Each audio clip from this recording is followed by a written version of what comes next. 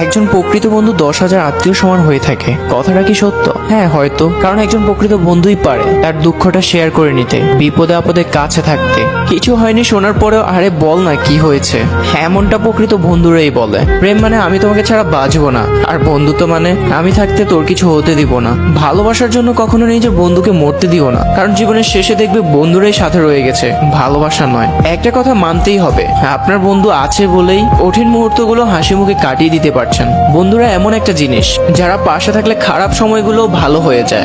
একটা সময় যখন তুমি অনেক বড় হতে থাকবে তখনই বুঝবে বন্ধুত্ব একটা আলাদা সম্পর্ক। বন্ধু হারানো সত্যি খুব কষ্টের। তারাই প্রকৃত বন্ধু যারা দুঃসময়ে পাশে থাকে। প্রকৃত বন্ধুত্বের চেয়ে মূল্যবান এই পৃথিবীতে আর কিছু হতে পারে না। বন্ধুত্বের কখনো ব্যাখ্যা হয় না। সত্যিকারের বন্ধুত্ব হচ্ছে সুস্বাস্থ্যের মতো, একবার হারিয়ে গেলে তার মূল্য বোঝা যায়। কখনো যদি পুরো পৃথিবী আপনার বিপক্ষে হয়ে যায় তখন দেখবেন আপনার প্রকৃত বন্ধুটা আপনাকে ছেড়ে যাচ্ছে না, আর এর নামই বন্ধুত্ব। আপনাদের কাছে বন্ধুত্ব কি মনে হয়?